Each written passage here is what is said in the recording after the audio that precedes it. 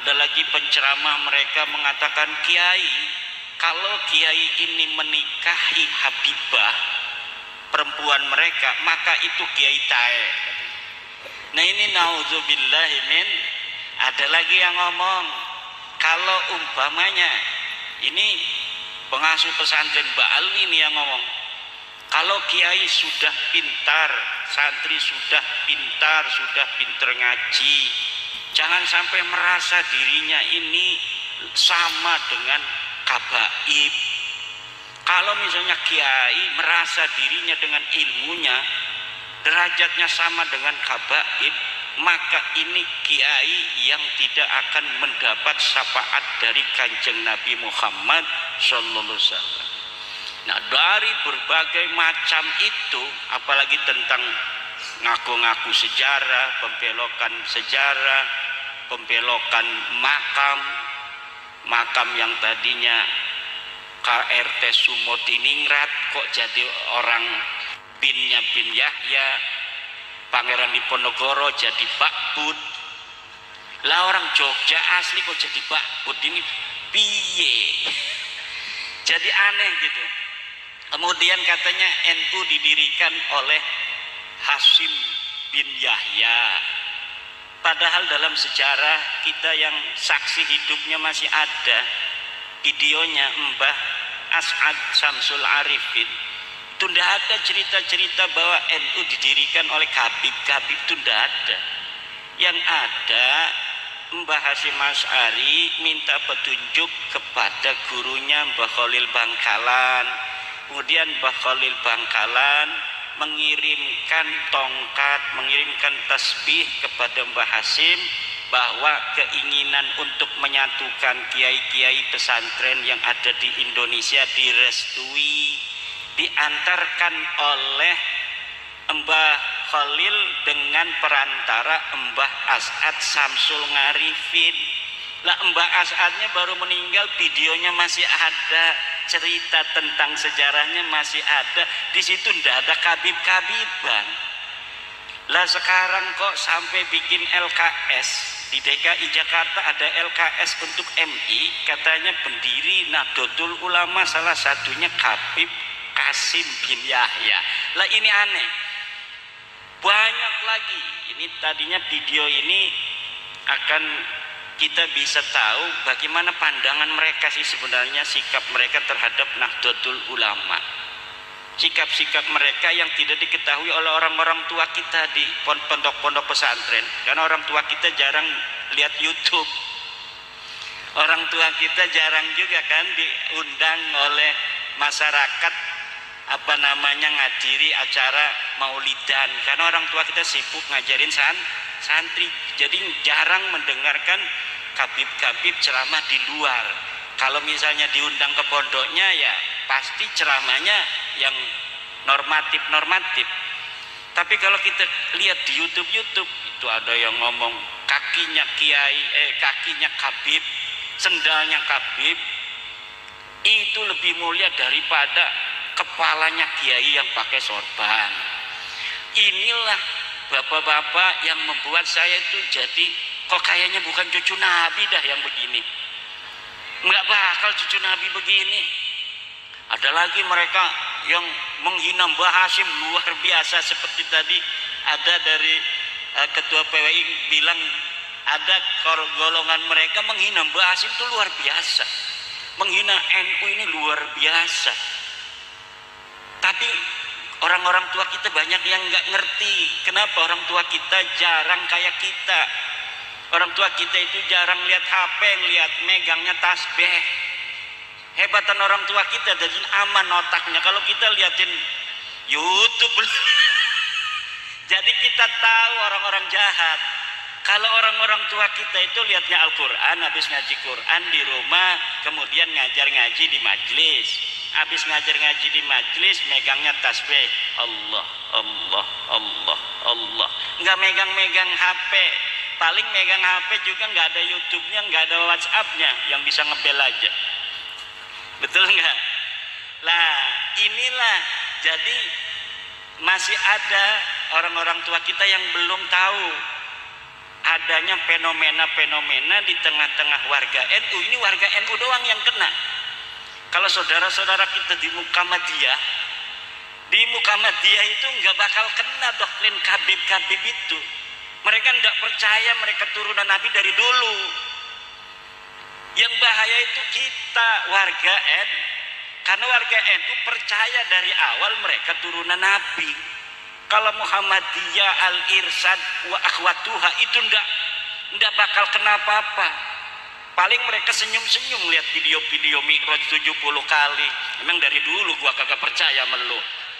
Tapi kita sekarang warga NU ini, saya ngomong petang-petong begitu nerocos itu banyak juga yang ngomong naon eta Cina eta. Yang dari Sunda ngomong itu. Ngomong opo. Kata orang Jawa. Bahkan ada yang nganggap sesat segala macam.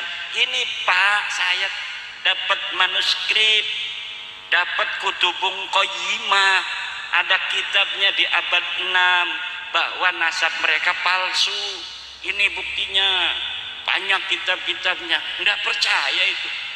Kan ada di dalam Al-Quran, lam yakunil ladzina kafaru min ahlil kitabi wal musyrikina munfakkina hatta ta'tiyahumul bayina pun munfakkin, enggak berhenti. Rasulun minallahi yatslu suhufan mutahharah. Padahal sudah ada utusan yang bacain kitab suhufan mutahharah. Kalau sekarang memanuskrip gitu, tetap aja nggak percaya. Wa ma tafarraqal ladzina utul kitaba illa min ba'di ma ja'atuhumul bayyinah. Akhirnya yang bisa baca-baca kitab juga itu berbeda-beda pendapat. Dengan adanya tesis saya ini, yang bisa baca kitab pun berbeda-beda pendapat. Kenapa berbeda-beda pendapat? Karena ada kitab yang menerangkan mereka nyambung. Kitab apa itu? Kitab setelah mereka mengaku yang ditulis oleh mereka sendiri. Namanya kitab Al-Burqatul Musyiqah. Jadi di abad 9 Hijriah mereka ngaku turunan Nabi, bikin kitab. Saya nama Ali, bapak saya bin Abu Bakar bin Abdurrahman bin Muhammad Maulad Dawilah bin Ali Sahibid Darak bin Alwi bin Al-Ghayyur bin Faqih Muqaddam bin Ali bin Muhammad Sahib Birbat bin Ali Koli Kosam bin Alwi bin Muhammad bin Alwi bin Ubed. Ubed ini kemudian disambungin kepada keluarga Nabi, katanya bin Ahmad bin Isa. Luhur mereka namanya Ubed. Ubednya Ubed bin Isa saja, nggak ada Ahmadnya. Luhur mereka itu Ubed bin Isa bin Alwi. Ada yang mirip, Ahmad bin Isa, Alwinya ditaruh di belakang. Jadi Alwi bin Ubed bin Ahmad bin Isa bin Muhammad An-Naqib, kemudian bin Ali Al-Uraidi bin Ja'far Shadiq bin Muhammad Al-Baqir bin Ali Zainal Abidin bin Husain bin Fatimah binti Nabi Muhammad. Ini silsilah mardudun la yuqbalu, silsilah yang ditolak, tidak bisa diterima. Kenapa ini silsilah kabib kepada Nabi ditolak, tidak bisa diterima? Karena silsilah yang ada di kitab mereka itu namanya khobar, berita. Berita itu mahtamala sidqa wal kadhiba, sesuatu yang mungkin saja benar, mungkin saja salah. Kalau misalnya berita itu wafaqal haqqo fahada yuqbalu, kalau berita itu sesuai dengan kebenaran kenyataan, maka ini diterima. Ada berita ma khalafal haqqo fahada yuraddu, berita yang tidak sesuai dengan kebenaran, ini harus ditolak. Ada lagi ma la yu'rafu muwafaqatuhu wala mukhalafatuhu al haqqo hada yutawaqqafu, Ada berita yang tidak bisa diverifikasi kebenaran dan kesalahannya, maka ini harus ditangguhkan. Kalau nasab alwi, masuknya ini bukan dia la yu'rafu muwafaqatuhu wa la mukhalafatuhu, masuknya sudah ma khalafal haqq, sesuatu yang bertentangan dengan kenyataan, sesuatu yang bertentangan dengan kebenaran. Kata ulama, berita yang ma khalafal haqq hadza yuraddu, ini harus ditolak. Bertentangan dengan kebenaran dari mana? Bertentangan dengan 4 kebenaran. Kebenaran pertama, nasab alwi bertentangan dengan kebenaran kesimpulan ilmiah kajian pustaka kitab-kitab nasab dari abad ke-4 sampai abad 9. Bertentangan semua. Kan ini Ahmad bin Isa yang dicangkok ini adanya di abad ke-4 Hijriah. Adanya di abad 4 Hijriah. Dia hidup abad ke-3, meninggal abad ke-4. Maka untuk memverifikasinya kita ambil kitab abad ke-3 dan abad ke-4. Kitabnya ada. Kitab sejarah-sejarah Ahmad bin Isa, anaknya berapa ada. Abad ke-3, ke-4, ke-5, ke-6, ke-7, ke-8, ke-9. Saya kumpulkan semua dalam teori sejarah namanya heuristik.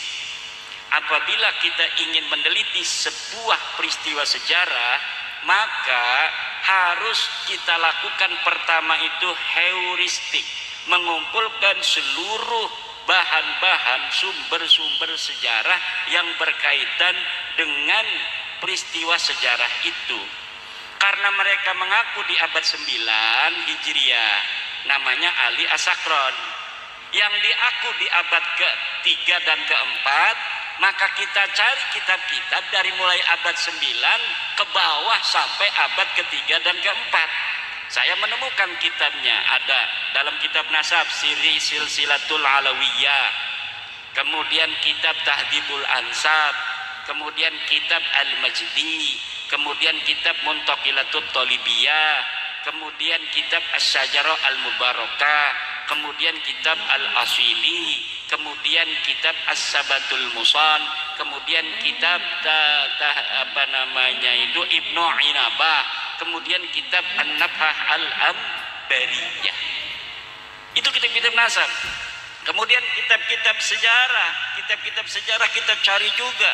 Sejak abad ke-3 apakah sudah ada kitab sejarah yang tulis? Di situ ada Sirah Ibnu Hisham, di situ ada kitab Tarikh Baghdad, ada yang di Yaman namanya Musallam Al-Lahaji di abad ke-5. Di Yaman juga ada Ibnu Samurah, namanya kitab Tabaqatu Fuqaha'il Yaman. Ada kitab Al-Janadi, ada kitab Al-Iklil, ada kitab Al-Kamil fit Tarikh dan lain sebagainya. Semuanya saya baca, saya cari. Ini seorang namanya Ubaid yang ngaku anak Ahmad bin Isa. Apa benar dia anaknya Ahmad bin Isa? Boro-boro menemukan dia anaknya Ahmad bin Isa, uang-uangnya bae laka, uangnya orono, sosoknya ini tidak ada. Bagaimana bisa menemukan kesimpulan sosoknya tidak ada? Karena dia mengaku adanya di Yaman pada abad ke-4. Kalau ngakunya di Yaman abad ke-4, abad ke-4 ke-5-nya sudah ada kitab yang menerangkan tentang fuqaha Yaman, namanya Ibnu Samurah Al-Ja'di. Kata kitab Ba'lawi, ini Ubaid ini imaman mujtahidan, ulama besar yang jadi mujtahid. Lah kalau misalnya mujtahid masuk dong dalam kitab Tabaqat Fuqaha'il Yaman. Silakan cari bapak-bapak di internet. Truk Tabaqat Fuqaha'il Yaman abad ke-5 Ibnu Samurah Al-Ja'di. Enggak ada itu sosok Ubaid itu. Kemudian katanya dia punya cucu namanya Muhammad Shahib Mirbat. Pada abad ke-7 meninggalnya. Kita cari tuh di Mirbat itu ada ulama-ulama besar yang bareng dengan beliau, namanya Muhammad Ali Al-Qal'i. Sama-sama meninggalnya di abad itu. Kita ambil kitab sejarah yang menerangkan Mirbat, kita dapat kitab Al-Iqlil yang menerangkan ulama-ulama di Mirbat, kita dapat kitab As-Suluk fi Tabaqatil Ulama'i wal Muluk yang nerangin ulama-ulama di Mirbat. Yang lain disebutin, Muhammad Shahid Mirbat ini tidak disebutin. Katanya dia gurunya guru, ulama di Mirbat semua muridnya dia. Tapi kenapa murid-muridnya ada, dianya kagak ada? Karena memang itu hanya nulis-nulis saja. Kayak sekarang ini gurunya anu, ini mendirikan NU, ini menjadi penentu tanggal kemerdekaan Indonesia. Peristiwanya nggak begitu. Pak Anhar Gonggong mengenai bagaimana Soekarno benar malam-malam itu ke rumah Habib sebelum membacakan proklamasi, ya nggak ada. Bagaimana dia ada di rumah Habib, orang dianya habis dari Rengas Dengklok kemudian langsung persiapan membacakan teks proklamasi sampai jam 6, sampai dia nggak puasa karena sakit. Ada beritanya, sejarahnya ditulis, dia sampai pagi nggak bisa tidur, salah lagi, dibuang lagi, salah lagi, ditemenin oleh orang banyak, dan tidak ada peristiwa dia ke rumah Habib minta doa, minta restu untuk membacakan teks proklamasi. Tapi kan sekarang ditulis, banyak juga akhirnya yang percaya, dibikin juga YouTube-nya. Apalagi kalau yang ngomong orang besar, yang ngomong orang gede, ulama besar, waliullah, ya orang banyak percaya. Tapi qad tabayyana rusdu minal ghai, telah jelas yang baik dan yang buruk, telah jelas sekarang mana yang benar, mana yang salah. Nasab mereka tidak terverifikasi, nasab mereka bertentangan dengan kebenaran kitab-kitab nasab. Yang kedua, nasab mereka bertentangan dengan kebenaran tes DNA. Ini yang sulit dibantah ini, qot'i ini. Kalau tes DNA itu qot'i. Kalau kita datang ke dokter, Pak dokter, darah saya periksa, golongan darah saya apa? Ada yang O, ada yang A, ada yang B, ya kan? Ada yang AB. Itu ya, karena mesin yang ngitung. Kita sampelnya diambil, taruh mesin, seret. Oh ini golongan darah O. Begitu juga tentang tes DNA, diambil sampelnya bisa dari rambut, bisa dari darah, bisa dari ludah.